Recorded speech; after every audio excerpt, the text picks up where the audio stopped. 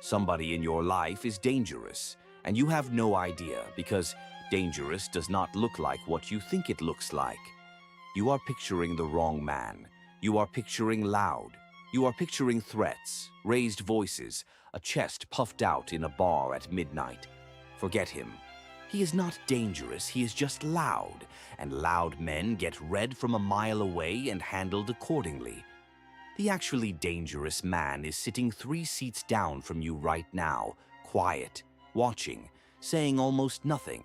And by the time you understand what just happened in that room, he has already left it. Niccolò Machiavelli spent his entire exile writing down exactly how that mind works. Not because he admired cruelty, because he had watched gentle, well-meaning, honest men get destroyed over and over by men who understood something the gentle ones refused to learn. And in 1513, broke, disgraced, tortured for a crime he probably didn't commit, sitting in a farmhouse outside Florence with nothing left to lose, he wrote it all down in a book that has terrified and fascinated every serious reader for 500 years straight. We are going inside that mind today, all the way inside. No filter, no polite distance, no pretending this is just history. This is a live wire. Touch it carefully. Let's open with the first thing that separates him from every other man in the room. He has already calculated what you want before you have finished the sentence explaining it. This sounds almost supernatural until you understand the mechanism. Machiavelli believed with total conviction that human beings are driven overwhelmingly by 2 forces, and once you know the 2 forces, you can read almost anyone in under a minute. Appetite and fear. What does this man want badly enough to risk something for it? What does he fear losing badly enough to fold the second it's threatened? Every single person you have ever met is running one of these 2 engines at any given moment, usually both. And the dangerous man has trained himself to spot which one is currently in the driver's seat before the other person has even noticed they're driving. He watches your eyes when money comes up. He watches your posture when a woman more attractive than you walks past the table. He watches what makes you defensive, because defensiveness is a map drawn in real time of exactly where your insecurity lives. And he stores all of it, silently, without judgment, without cruelty in the moment, simply cataloging, the way a chess player catalogs the board 3 moves before anyone else has noticed the position has even shifted. That is the first weapon. Not manipulation exactly. Observation, weaponized. Now let's talk about the thing everybody whispers about, but nobody says correctly. Lust. Machiavelli did not write a treatise on sex. He wasn't interested in your bedroom. He was interested in something underneath it. The raw appetite that lust is really just one flavor of. The hunger for the thing you are not supposed to want too openly. The craving for conquest, whether that conquest wears a dress or a title or a Florentine ambassadorship. He looked at the men around him, pretending they were driven by duty and virtue and civic honor. And he watched underneath every single one of those performances the same animal wanting the exact same things. Bodies, power, status, the specific electric thrill of being chosen over every other man in the room. He did not moralize about this. That is the part that scandalized his critics for centuries, and is exactly the part that makes him so dangerous to read even now. He simply said quietly, "This is what men actually want. Stop pretending otherwise. And now let's talk strategy from there instead of from the fiction everyone prefers." The dangerous man has done this exact reckoning with himself.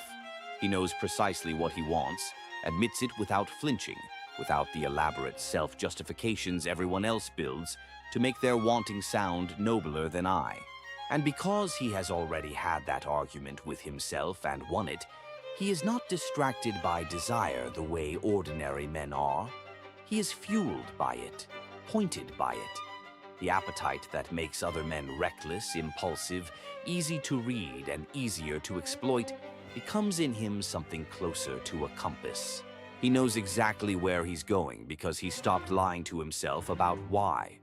Ordinary men spend enormous energy hiding their wanting. That energy is gone, wasted, burned on performance. The dangerous man spent that energy once, early, honestly, and now every bit of it is available for execution instead of concealment. Second weapon. He is not at war with his own appetite. He negotiated a permanent peace with it a long time ago, and everyone still fighting that war can smell, without knowing exactly what they're smelling that he isn't. Now, here's where it gets uncomfortable, because this is the part everyone gets wrong about him, the part that made his name a synonym for evil in languages he never spoke. Machiavelli never said, "Be cruel." Read him again. What he actually said over and over in different words in different chapters is this: cruelty used well is fast, decisive, and over. Cruelty used badly drags on, repeats, festers, and destroys the man using it as thoroughly as the man receiving it. The dangerous man is not more cruel than the people around him. He is simply willing to be exactly as decisive as a situation actually requires. No more, no less, without the paralysis that keeps ordinary men circling a hard decision for months, while the situation quietly rots. Think about the confrontation you have been avoiding right now. Right now, this second. There is something you know you need to say to someone, and you have been building an elaborate architecture of reasons why not yet. Machiavelli would look at that architecture and see exactly what it is. Fear wearing the costume of patience. He would tell you that the wound you refuse to make cleanly does not heal. It infects, and every week you wait, it gets worse, not better, no matter how much the waiting feels like wisdom. The dangerous man does not wait for the wound to heal itself. He does not fold into 6 more months of comfortable avoidance. He makes the cut once, cleanly, and moves forward while everyone else is still deliberating over whether the knife is even necessary. This is not the same as recklessness. Recklessness is a different animal entirely, and Machiavelli despised it almost as much as he despised hesitation. Recklessness is action without reading the terrain first. What the dangerous man does is read everything, exhaustively, patiently, and then, once the reading is done, act with a speed and finality that looks reckless only to people who never bothered to do the reading themselves. Third weapon. He does not confuse patience with paralysis, and he does not confuse speed with recklessness. Everyone else confuses both, constantly, and stays stuck exactly where they are because of it. Right here, before we go further into territory that gets genuinely unsettling, I want to pull you in properly. If you are feeling that specific electric recognition, the sense that something in this is landing closer to home than you expected, this is exactly the channel built for that feeling. Subscribe right now. We go here every single week, into the minds that history tried to bury under moral panic instead of actually understanding. And we hand you what's actually useful instead of what's comfortable. Subscribe now because the next video is going to hit exactly as hard as this one, and you do not want to miss it scrolling past unnoticed. Now let's talk about the concept that should genuinely disturb you, because once you see it, you cannot unsee it in every relationship you've ever had. Machiavelli believed most men fall into one of 2 categories, and almost nobody realizes which one they're actually in until it's too late to matter. There are men who need to be Ellie, and there are men who are willing to be feared. And here is the sentence that has been quoted, misquoted, and half understood for 5 centuries.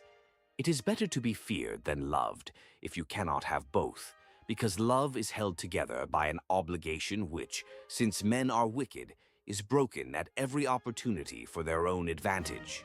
Fear, however, is sustained by the dread of punishment, which never fails. Sit with that. Love, in this framework, is a gift someone else chooses to keep giving you, and gifts get withdrawn the instant it's convenient for the giver. Fear is structural. It does not need anyone's continued goodwill to keep functioning. And the dangerous man has understood At some level, most people never let themselves acknowledge that he cannot build his entire sense of self on something as unstable as other people's continued affection. This does not mean he goes around terrorizing people.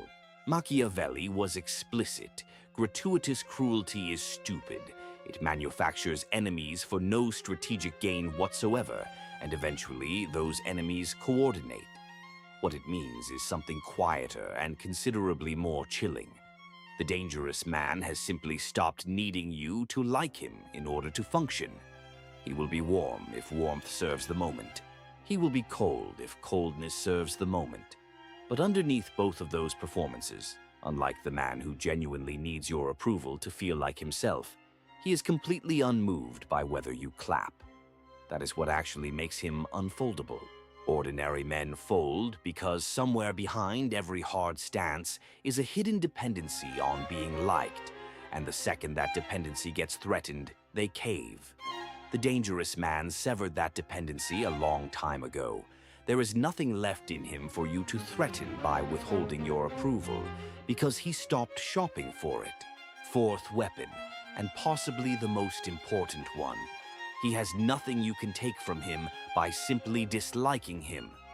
Now let's talk about the fox and the lion, because Machiavelli built the single best metaphor for dangerous intelligence that has ever existed, and almost everyone who quotes it has never fully unpacked it. A prince, he wrote, must know how to be both fox and lion, because the lion cannot protect himself from traps, and the fox cannot defend himself from wolves. Strength alone walks straight into snares it never saw coming, because strength doesn't look down, it only looks forward. Cunning alone gets eaten the moment a real predator shows up, because cleverness collapses instantly under actual pressure.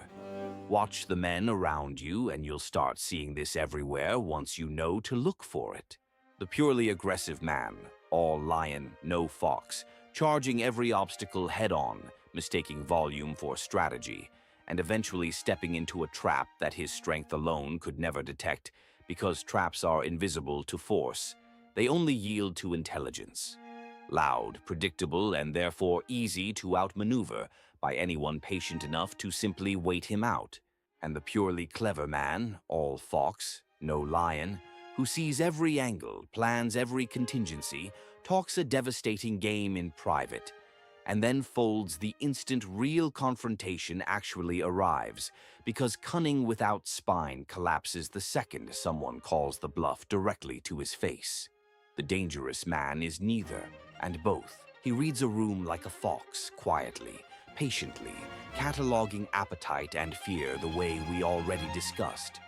And once the reading is complete, once he knows exactly where the trap is buried, he moves like a lion, decisively, without hesitation, without needing anyone's permission to act on what he has already understood.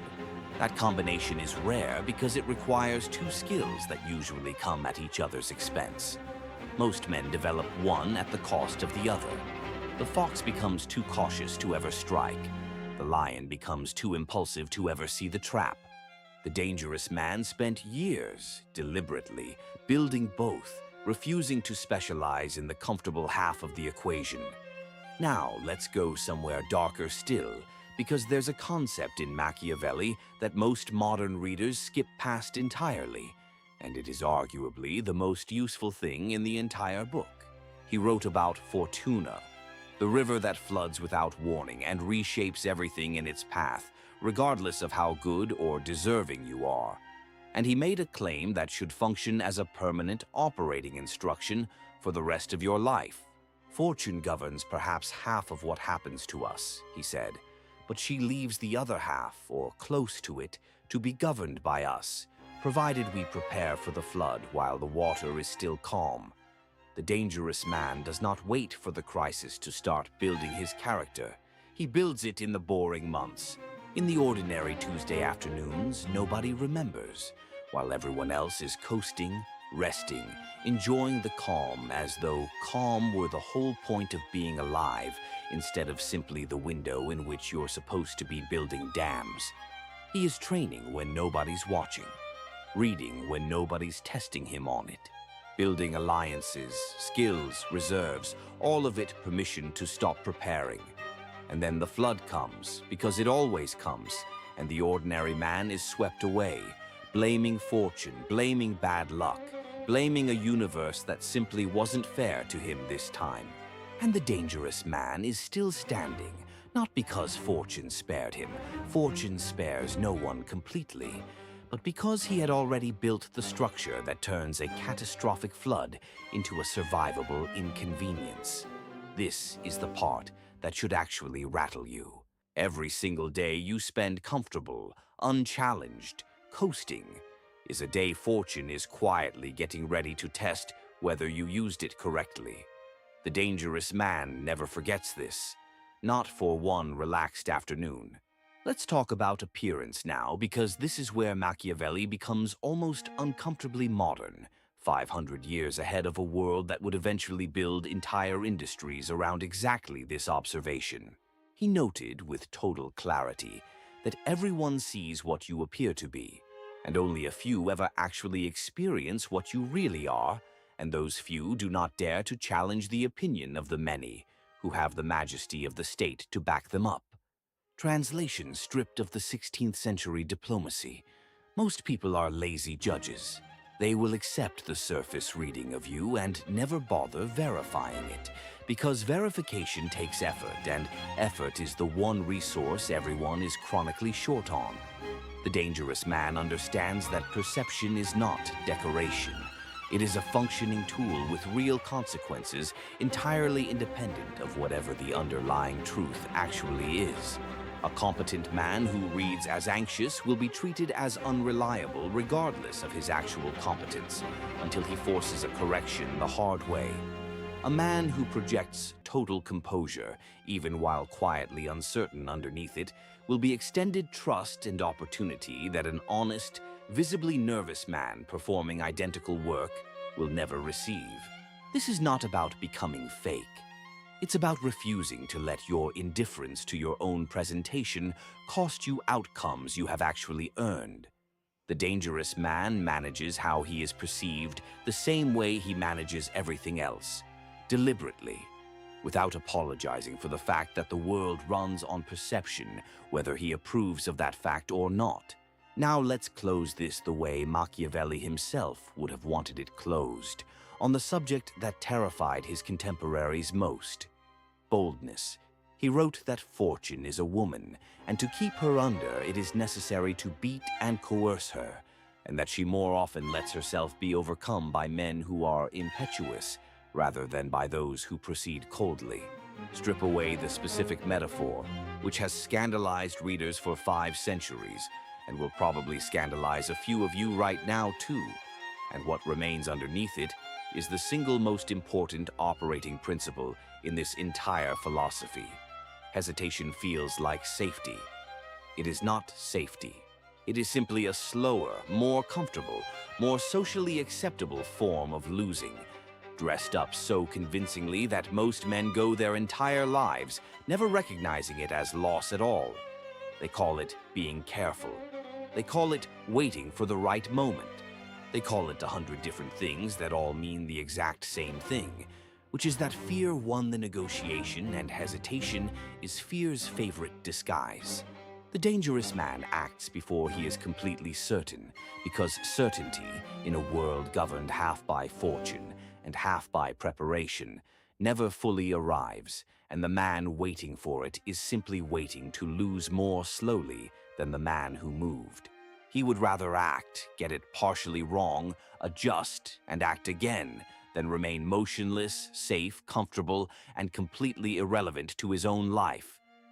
That is the actual dangerous mind, stripped of every myth and every moral panic that's been built up around it for 500 years. Not a villain twirling a mustache in the shadows. A man who has done the uncomfortable work most people spend their entire lives avoiding. He knows exactly what he wants and has stopped lying to himself about it. He does not need your approval to remain standing. He can be gentle or ruthless, depending on what the actual moment requires, rather than what his fixed identity demands. He builds his defenses in the calm months instead of scrambling for them in the flood.